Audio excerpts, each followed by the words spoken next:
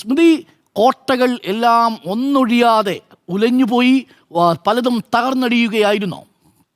ഉറപ്പായിട്ടും അതെ. കോട്ടകൾ തകർന്നടിയുന്നു എന്ന് പറയുമ്പോൾ ചില സ്ഥലങ്ങളിൽ 59 വർഷമായിട്ടും കോൺഗ്രസിന് കടന്നു കയറാൻ പറ്റാത്ത ഇടങ്ങൾ, ചിലയിടത്ത് 20 വർഷമായിട്ട് കടന്നു കയറാൻ പറ്റാത്ത സ്ഥലങ്ങളിൽ, ചിലയിടത്ത് ഒരിക്കൽ പോലും കോൺഗ്രസിന് വിജയിക്കാൻ പറ്റാത്ത ഇടങ്ങളിൽ, ഇവിടെയൊക്കെ തന്നെയും കടന്നു കയറാൻ കഴിഞ്ഞു എന്നുള്ളത് കൃത്യമായ സൂചനയാണ് എന്നുള്ളതാണ്. അത് എത്രത്തോളം മനസ്സിലാക്കുന്നു? നമുക്കറിയാം, പ്രതിപക്ഷ നേതാവ് 100-ലധികം സീറ്റ് എന്ന് പറഞ്ഞു, പരാജയപ്പെട്ടാൽ വനവാസം എന്ന് പറഞ്ഞു. അപ്പോൾ അതിനെ പരിഹസിക്കുന്ന പ്രതികരണങ്ങൾ ഒരുപാടുണ്ടായി. യഥാർത്ഥത്തിൽ ഈ വനവാസം എന്നൊക്കെ പറയുന്നത് അങ്ങേയറ്റത്തെ ആത്മവിശ്വാസത്തിൽ നിന്നാണ്, ആ വിജയം സാധ്യമാകുമെന്നുള്ള ആത്മവിശ്വാസത്തിൽ നിന്നാണ് ആ പ്രതികരണം വന്നതെന്നാണ് ഞാൻ മനസ്സിലാക്കുന്നത്.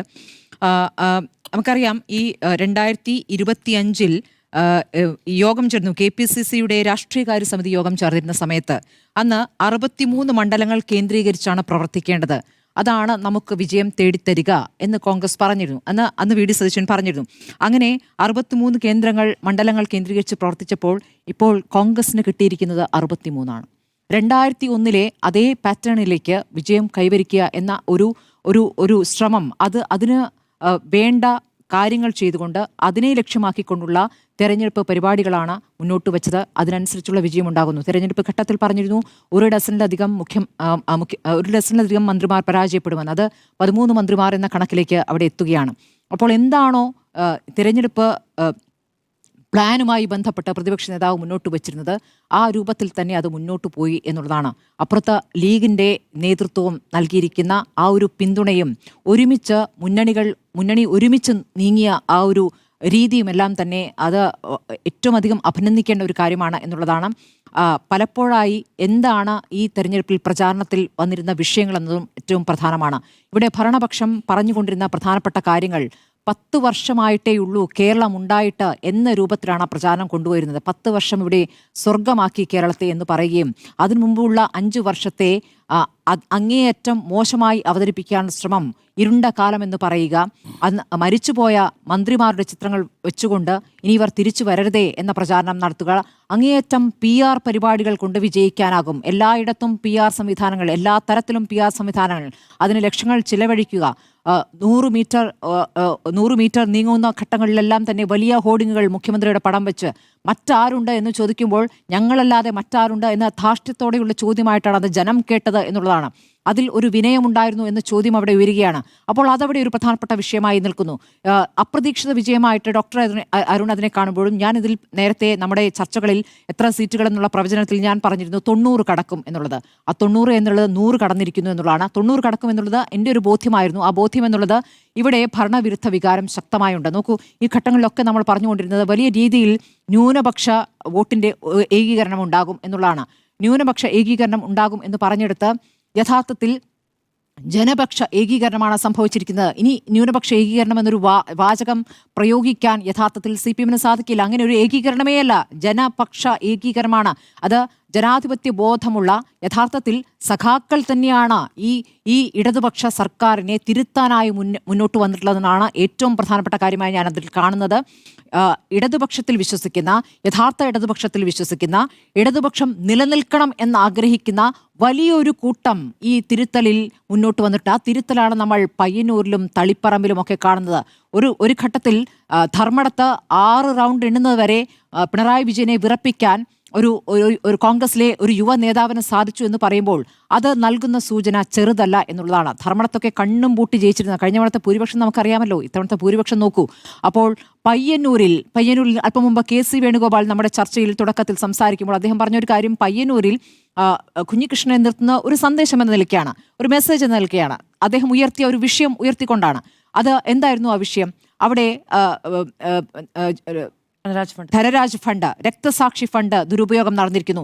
ആ ഫണ്ട് വകമാറ്റി വേറെ രൂപത്തിൽ നേതാക്കളുടെ അക്കൗണ്ടിലേക്ക് പോയിരിക്കുന്നു എന്നുള്ള കണക്കെടുപ്പ് കുഞ്ഞികൃഷ്ണൻ നടത്തുന്നത്. കുഞ്ഞികൃഷ്ണനെ പാർട്ടി ഏൽപ്പിച്ച ചുമതലയായിരുന്നു, അദ്ദേഹം അതിന് ട്രഷറായിരുന്നു. അദ്ദേഹം ആ കണക്കുകൾ പരിശോധിച്ച് കൃത്യമായ കണക്കുകൾ നൽകുമ്പോൾ, നഷ്ടപ്പെട്ട കണക്കുകൾ അദ്ദേഹം ചൂണ്ടിക്കാണിക്കുമ്പോൾ അത് പരിശോധിക്കേണ്ടേ എന്ന് ആവശ്യപ്പെടുമ്പോൾ അതിനോട് മിണ്ടാതിരിക്കുകയും കുറെ കാലം അതിന്മേൽ അടയിരിക്കുകയും ചെയ്തു. ഒരു ഗതികെട്ട അവസരത്തിൽ അത് പുറത്തേക്ക് പറയാൻ കുഞ്ഞികൃഷ്ണൻ തയ്യാറാവുകയാണ്. പിന്നീട് അദ്ദേഹം വിമതനാവുകയാണ്, പുറത്താക്കപ്പെടുകയാണ്. അതിനുശേഷം കുഞ്ഞികൃഷ്ണൻ ഈ മധുസൂദനെ സ്ഥാനാർത്ഥിയാക്കിയിട്ടില്ല എങ്കിൽ ഒരുപക്ഷെ താൻ മത്സരിക്കില്ലായിരുന്നു എന്ന് കൂടി അദ്ദേഹം പറഞ്ഞിട്ടുണ്ട്. മധുസൂദൻ എന്ന ആളെ തന്നെ ആ ഒരു വാശിക്ക് മധുസൂദൻ തന്നെ മത്സരിക്കട്ടെ എന്നൊരു തീരുമാനത്തിലേക്ക് പാർട്ടി വന്നു. അതൊക്കെ തന്നെയാണ് ഒരു വെല്ലുവിളിയുടെ സ്വഭാവത്തിൽ സ്ഥാനാർത്ഥിയെ നിശ്ചയിക്കുക. അവിടെയാണ് കുഞ്ഞികൃഷ്ണന് വിജയമുണ്ടായിരിക്കുന്നത്. നോക്കൂ, നേതൃത്വത്തെ അണികൾ തിരുത്തും എന്നൊരു പുസ്തകം ആ ഘട്ടത്തിൽ അദ്ദേഹം പുറത്തേക്കിരിക്കുന്നു. ആ പുസ്തക പ്രകാശനം പോലും പോലീസ് സുരക്ഷയിലാണ് നടത്തിയിരുന്നത്. അതിനുശേഷം കുഞ്ഞികൃഷ്ണനെ പിന്തുണയ്ക്കുന്നവരെ, കുഞ്ഞികൃഷ്ണന്റെ ബന്ധുക്കൾക്ക് നേരെ നടന്ന ആക്രമണങ്ങൾ, ഇതൊക്കെ നമ്മൾ പയ്യന്നൂരിൽ കണ്ടതാണ്. അപ്പോൾ അങ്ങനെ ഒരു കോട്ടക്കൊത്തളമായ പയ്യന്നൂരിൽ ഉണ്ടായിരിക്കുന്ന തിരുത്ത്, അവിടെ സഖാക്കൾ ചെയ്തിരിക്കുന്ന തിരുത്താണ് നമ്മൾ അവിടെ കാണുന്നത്. തളിപ്പറമ്പിലും സമാനമാണ്. തനിക്ക് ശേഷം ഭാര്യ മത്സരിക്കട്ടെ എന്ന് തീരുമാനിക്കുമ്പോൾ ഭാര്യ അല്ലാതെ തന്നെ ഒരു പാർട്ടി നേതാവാണല്ലോ എന്ന വാദമൊക്കെ അവിടെ നിൽക്കുമ്പോൾ യഥാർത്ഥത്തിൽ ഇത് ഭാര്യ ആയതുകൊണ്ട് തന്നെയാണ് അവർ നിർത്തിയത് എന്നാണ് അവിടുത്തെ സഖാക്കൾക്ക് ബോധ്യമായിരിക്കുന്നത്. അപ്പോൾ അതും ഒരു തിരുത്തലാവുകയാണ്. അവിടെയും പാർട്ടിയിൽ നിന്ന് ഇറങ്ങിക്കൊണ്ട് വാർത്താസമ്മേളനം നടത്തി ടി.കെ. ഗോവിന്ദൻ പറഞ്ഞ കാര്യങ്ങളാണ് അവിടുത്തെ സഖാക്കൾ കേട്ടിട്ട് എന്നുള്ളതാണ്. അപ്പോൾ തളിപ്പറമ്പിലും പയ്യന്നൂരിലും ഒക്കെ ഉണ്ടായിരിക്കുന്നത്, ഇനി ഉദുമയിൽ ഉണ്ടായിരിക്കുന്ന വിജയം, ഇതങ്ങനെ പല സ്ഥലത്തായിട്ടുള്ള വിജയത്തെ ആ രൂപത്തിൽ തന്നെ വിലയിരുത്തേണ്ടതുണ്ട്. അപ്പോൾ ഇതെങ്ങനെയാണ് ഈ പരാജയത്തിൽ നിന്നും പാഠം പഠിച്ചുകൊണ്ട് ഒരു തിരുത്തലിലേക്ക് എത്രത്തോളം നീങ്ങുന്നു എന്നുള്ള ചോദ്യമുണ്ട്. എനിക്ക് അത്ഭുതം തോന്നിയ ഒരു പ്രതികരണം എം സ്വരാജിന്റെ ഫേസ്ബുക്ക് പോസ്റ്റാണ് കേട്ടോ. എം സ്വരാജ് ഈ പറയുന്ന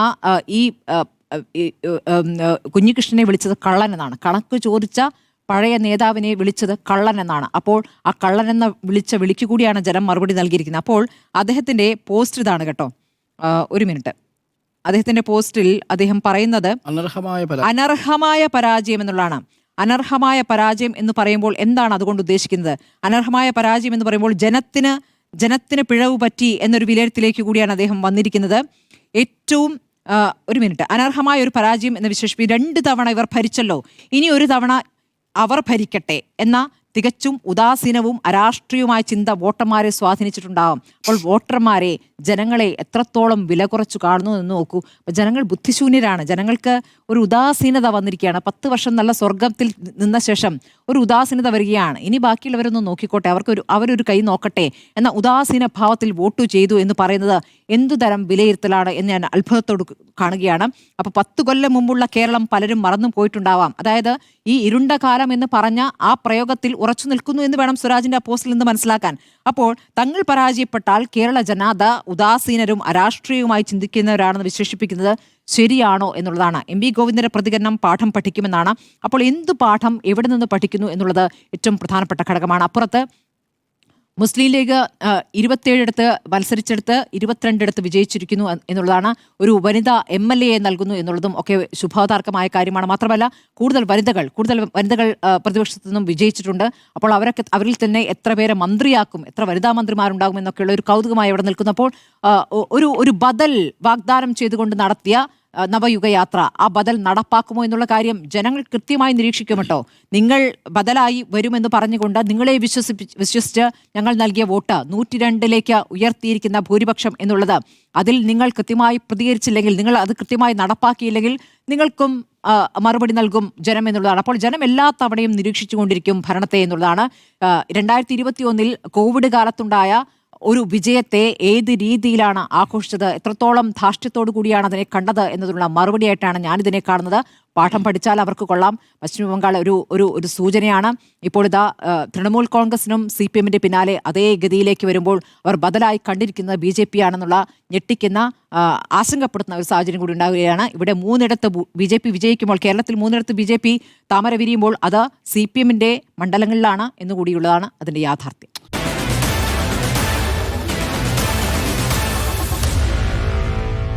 Meet the editors.